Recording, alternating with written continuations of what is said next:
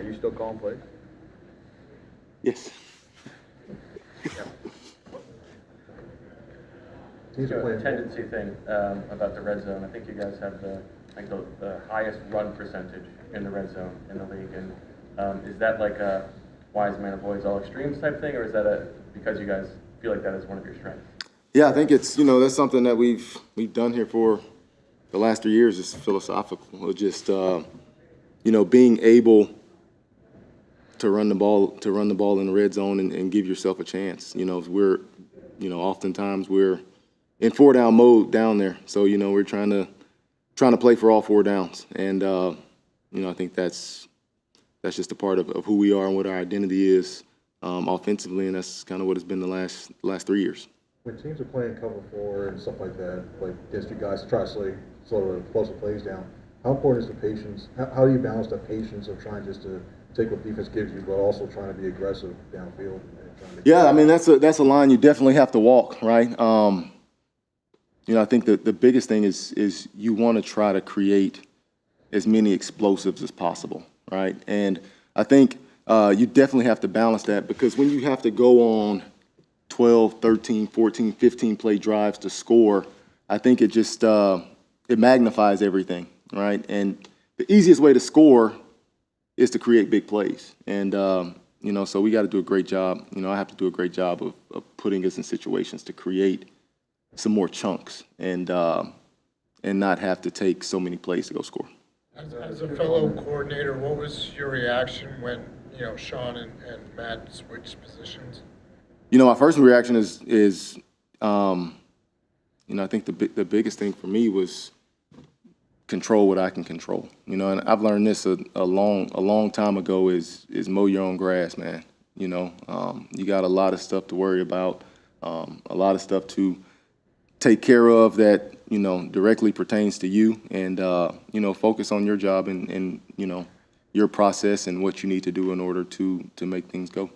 Brian, how would you assess Tyler Steen's development, and how do you think the exposure he had in that early game that he started? Yeah, he started in the Dallas game. Thought he did a great job. Obviously our offensive line and those guys have so much experience, and he's able to learn from some really, really good players. And I think the way that thing is structured obviously puts him in a position to where he can go in there and have success. But he's a very talented player. He's worked at it, and he's definitely got a bright future. On the interception at the end of the game, how do you balance going for a chunk play like that with how many yards do we need to get into? Yeah, you got to get to the line, and with 2 timeouts there, you got to just we got to put ourselves in a position. Fortunately, or I guess unfortunately, in this particular case. We end up having an interception there and ended the football game. But, those 2-minute type situations with the game on the line are, is really what this league comes down to so often, so many weeks, and being able to execute in those situations and give yourself a chance. Brian, on the shot play to Quez, was that as a result of a check based off what the defense was doing? Did AJ get that check, and did Jalen make the right decision? Well, it was a play. I mean, it's a 3-level pass concept. So, it's something that we run, that we've run a ton. And, sometimes coverage dictates where the ball goes. So, in that particular case, you got a one-on-one shot with the safety with some speed running down the field. And, all of these plays really have like multiple options, and the ball can go to a bunch of different places based on how the defense is presented. So, you got to credit him. He made a great play on the ball. But was there a check? Did he change the play at the line? I think, did he change the play at the line, or is that what you're saying? No, I didn't say that. Quez and AJ were communicating right before the snap, almost like through the snap it looked like. So just trying to get clarity. Yeah. Oh no. I don't. Yeah. No. No. Yeah. No. They didn't do anything wrong. Well, why do you think you guys have had so many problems with the outside screen passes? It almost seems like they're sniffing them out before. With like the RPO screens. Yeah. I think the biggest thing, is guys are doing a good job of forcing the block, you know, and we got to do a great job of keep complementing that and just continue to run some of those plays like we ran against Buffalo, where you know you get the fake bubbles and goes and things of that nature, and continuing to set them up, you know. But I think that is also you know, a credit to some of the defenses in terms of being able to be stout and set edges in the run game. You're talking about the response to your coaching change on the defensive side. Did that change create urgency for you? You said you mow your own grass, but did that create some urgency on how you were approaching it? I don't think anything. I mean, urgency never needs to be created in this profession. You know, so everything that we do is urgent.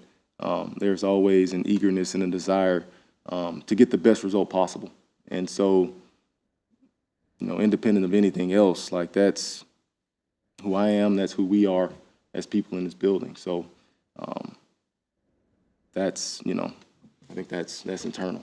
Ryan, your longest pass completion of the game was early on Dallas over the middle. The numbers over the middle haven't been great this year.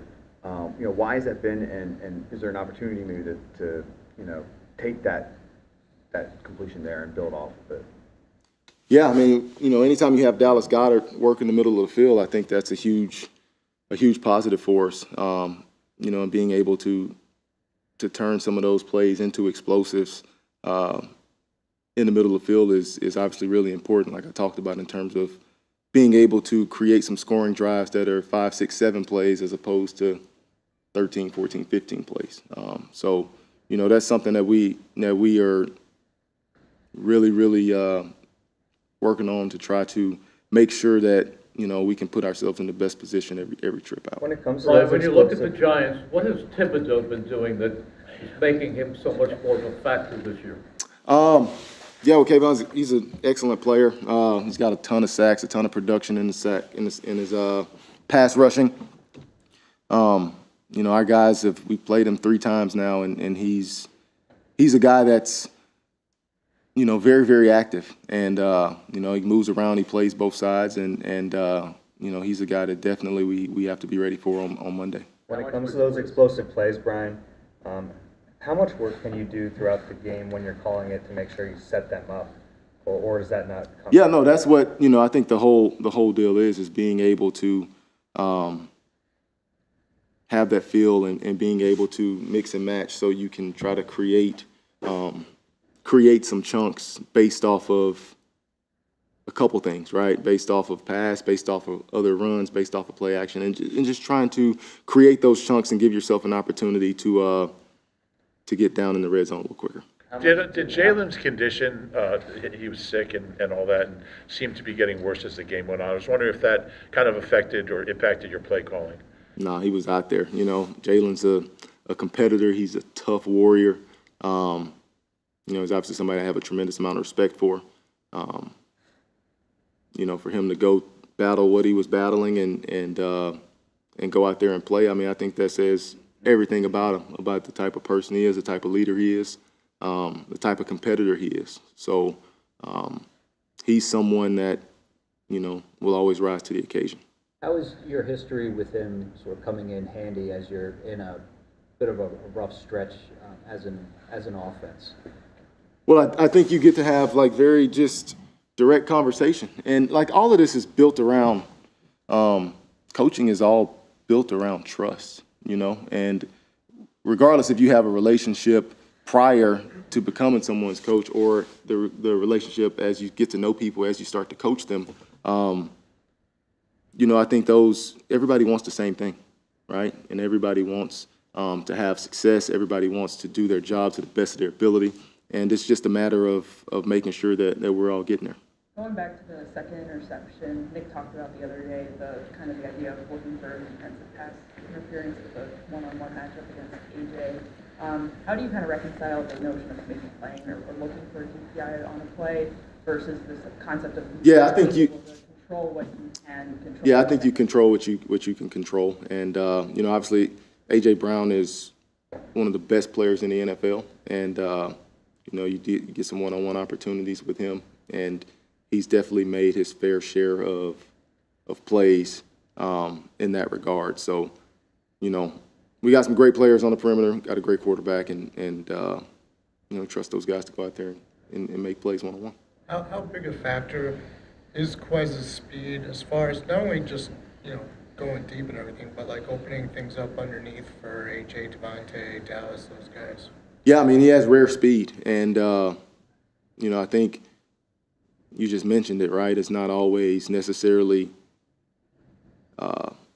primary in terms of, you know, blowing the top off of the coverage, but it does, you know, it does create space. And, you know, that's what this game is about, is trying to create as much space as possible to give guys an avenue to make plays with the ball in their hands once they get it. Couple more? Is there any one thing over the last 3 weeks that kind of bothers you the most, that you feel like you guys need to address the most? Yeah, I think there's, you know, when you look at it and you kind of go through it, and it's been a not good 3 weeks, not very good production.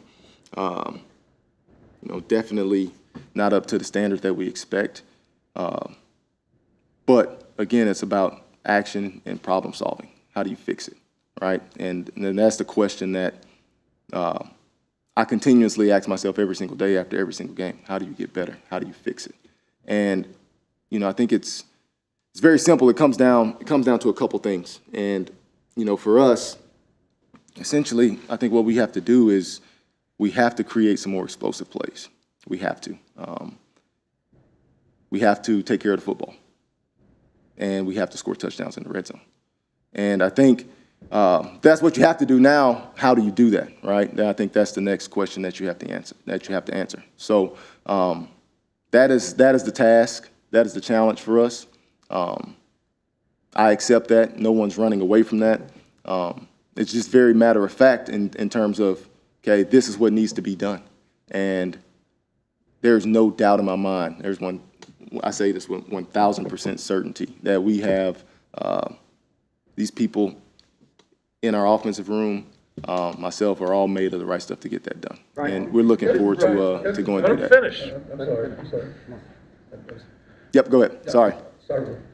Because the Giants blitz so much, are they vulnerable to those explosive plays you talk about? Well, they do a great job with their blitz package.